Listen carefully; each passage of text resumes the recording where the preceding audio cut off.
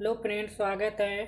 आज हम फिर आपके लिए लेकर के आए हैं पॉलिटिकल साइंस के तीसरे अध्याय लोकतंत्र की उपलब्धियां, जो सोशल साइंस के अंतर्गत यानी सामाजिक विज्ञान के अंतर्गत आते हैं। मैट्रिक बोर्ड एग्ज़ाम 2023 के लिए वीवीआई ऑब्जेक्टिव हैं। तो चलिए अब हम पॉलिटिकल साइंस के तीसरे अध्याय लोकतंत्र की उपलब्धियां की वीवीआई ऑब्जेक्टिव को देखते हैं। आपके होम स्क्रीन पे देखिए, दिख रहा होगा पहला क्वेश्चन।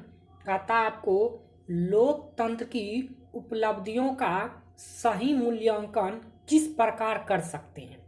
लोकतंत्र की उपलब्धियों का सही मूल्यांकन किस प्रकार कर सकते हैं। लोकतंत्र, मूर्खों की सरकार, समय और धन का अपव्यय, विविधताओं का साम्राज्य, एक उत्तरदायी शासन व्यवस्था। तो क्या हो जाएगा? एक उत्तरदायी शासन व्यवस्था। आपका ऑप्शन नंबर डी जो है सही हो जाएगा। आगे देखिए, कहता है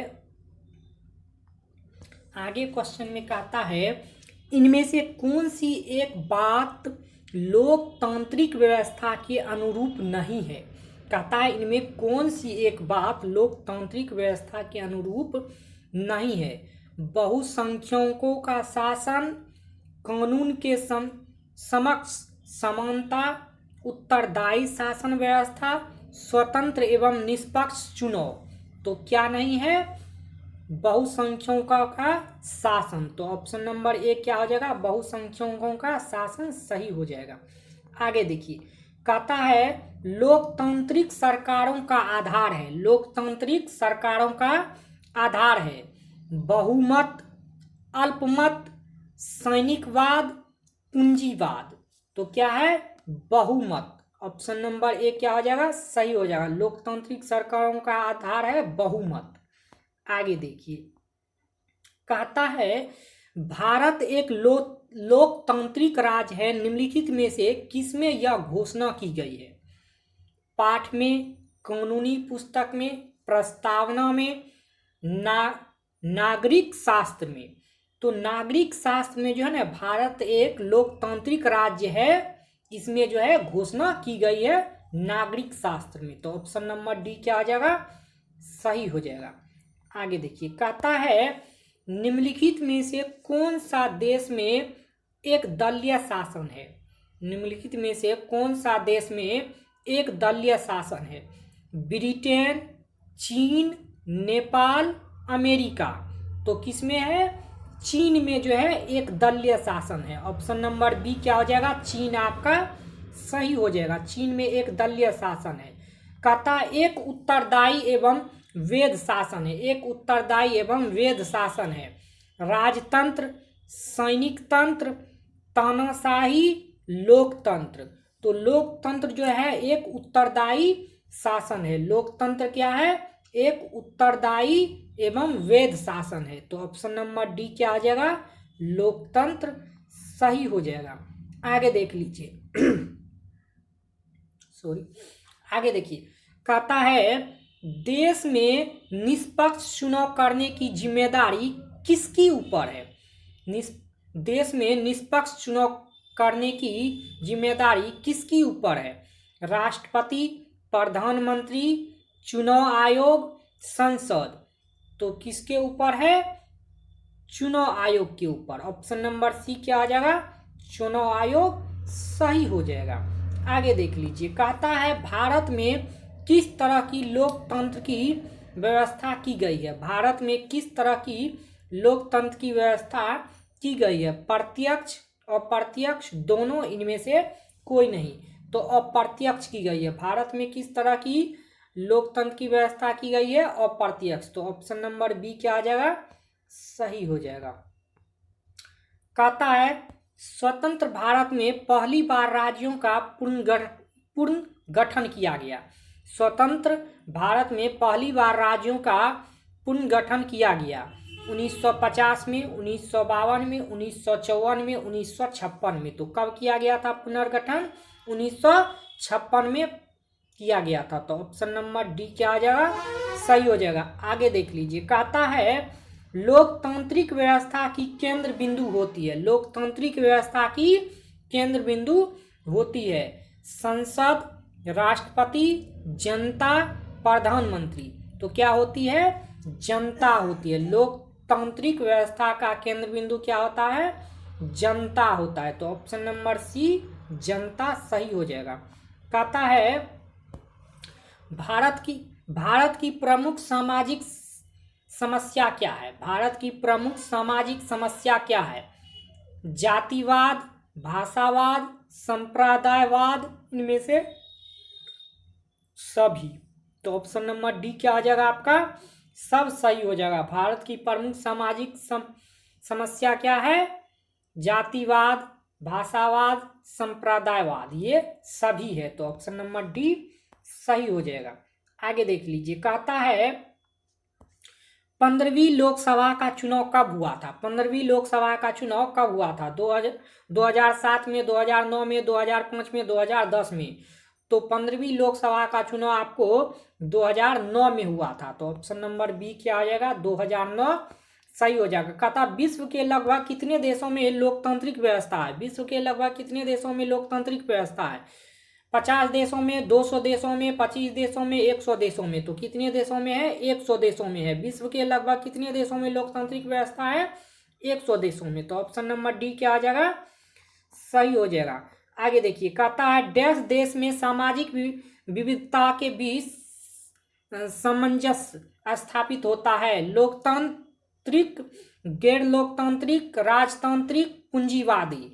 तो लोकतांत्रिक के बीच। तो ऑप्शन नंबर ए क्या आ जाएगा, सही हो जाएगा। आगे देख लीजिए, कहता है किस प्रकार की सरकार जनता के प्रति उत्तरदायी होता है। किस प्रकार की सरकार जनता के प्रति उत्तरदायी होता है, तानाशाही, राजशाही, गैर लोकतांत्रिक, लोकतांत्रिक।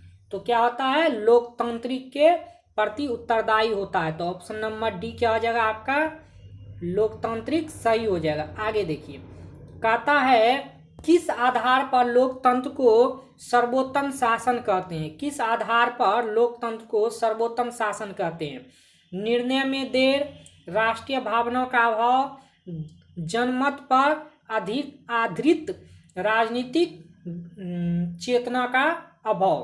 तो क्या हो जाएगा, ऑप्शन नंबर सी जो है आपको जनमत पर आधारित, ऑप्शन नंबर सी आपका सही हो जाएगा। आगे देख लीजिए, कहता है लोकतांत्रिक देशों में फैलने एवं निर्णय करने द्वारा लिए जाते हैं। लोकतांत्रिक देशों में फैसले एवं निर्णय किसके द्वारा लिए जाते हैं। लोकतांत्रिक देशों में जो है फैसले एवं निर्णय किसके द्वारा लिए जाते हैं, अफसरों द्वारा, जनप्रतिनिधियों द्वारा, राजनीतिक नेताओं द्वारा, बुद्धिजीवियों के द्वारा। तो किसके द्वारा लिया जाता है, जनप्रतिनिधियों के द्वारा। तो ऑप्शन नंबर बी क्या आ जाएगा, सही हो जाएगा। लोकतांत्रिक देशों में फैसले एवं निर्णय लिए जाते हैं जनप्रतिनिधियों के द्वारा। कहता है निम्नलिखित में से कौन लोकतंत्र की सफलता के लिए आवश्यक शर्त है। निम्नलिखित में से कौन लोकतंत्र की सफलता के लिए आवश्यक शर्त है, सांप्रदायिकता, प्रेस की स्वतंत्रता, विशेषाधिकार, आर्थिक असमानता।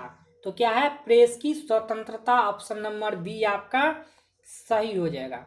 आगे देखिए, कहता है भारतीय लोकतंत्र है, भारतीय लोकतंत्र है एक सफल लोकतंत्र, विश्व का सबसे बड़ा लोकतंत्र, ए एवं बी दोनों, एक असफल लोकतंत्र। तो क्या हो जाएगा, एक ए एवं बी ये दोनों, एक सफल लोकतंत्र और विश्व का सबसे बड़ा लोकतंत्र। तो ऑप्शन नंबर सी आपका सही हो जाएगा। आगे देखिए, कहता है लोकतंत्र का सर्वोत्तम गुण क्या है। लोकतंत्र का सर्वोत्तम गुण क्या है, जनसंख्या की अधिकता, शिक्षा का अभाव, नागरिकों की गरिमा में वृद्धि, इनमें से कोई नहीं। तो लोकतंत्र का सर्वोत्तम गुण क्या है, नागरिकों की गरिमा में वृद्धि, नागरिकों की गरिमा में वृद्धि, ऑप्शन नंबर सी सही हो जाएगा। आगे देखिए, कहता है लोकतंत्र की सफलता की एक आवश्यक शर्त क्या है? लोकतंत्र की सफलता की एक आवश्यक शर्त क्या है? लोकतंत्र में आस्था, शिक्षा, रोजगार, स्वास्थ्य। तो क्या हो जाएगा? लोकतंत्र में आस्था, ऑप्शन नंबर ए सही हो जाएगा। लोकतंत्र की सफलता की एक आवश्यक शर्त है लोकतंत्र में आस्था। आगे देखिए, कहता है लोकतंत्र का कौन सा सही गुण नहीं है? लोकतंत्र का कौन सा सही गुण नहीं है? समानता का पोषक, व्यक्ति की गरिमा में वृद्धि, बहुसंख्यकों का शासन, इनमें से कोई नहीं। तो बहुसंख्यकों का शासन, ऑप्शन नंबर सी आपका सही हो जाएगा। आगे देख लीजिए, कहता है निम्न में से कौन सी स्थिति लोकतंत्र की सफलता के लिए सबसे आवश्यक है? निम्नलिखित में से कौन सी स्थिति लोकतंत्र की सफलता के लिए सबसे आवश्यक है? मजबूत जनमत, निरक्षर नागरिक, मजबूत सेंसर बोर्ड, नियंत्रित मीडिया और प्रेस। तो क्या हो जाएगा? मजबूत जनमत आपको सही हो जाएगा। ठीक है, लोकतंत्र की सफलता के लिए सबसे आवश्यक होता है मजबूत जनमत। आगे देखिए, कहता है भारतीय संविधान में किए गए संशोधन संबंधित है। भारतीय संविधान में किए गए संशोधन संबंधित है नगर पालिकाओं से, पंचायती राज से, ग्राम पंचायत से, ग्राम कचहरी से। तो भारतीय संविधान में जो है संशोधन किया गया है ग्राम पंचायती राज से। ठीक है, ग्राम पंचायती राज से संबंधित है जो संविधान में संशोधित किए गए हैं। तो ऑप्शन नंबर बी सही हो जाएगा। कहता है निम्न में से कौन वामपंथी दल है? निम्न में से कौन वामपंथी दल है? सीपीआई, मुस्लिम लीग, समाजवादी पार्टी, तृणमूल कांग्रेस। तो सीपीआई जो है ये वामपंथी दल है। सीपीआई वामपंथी दल होता है। ऑप्शन नंबर ए सही हो जाएगा।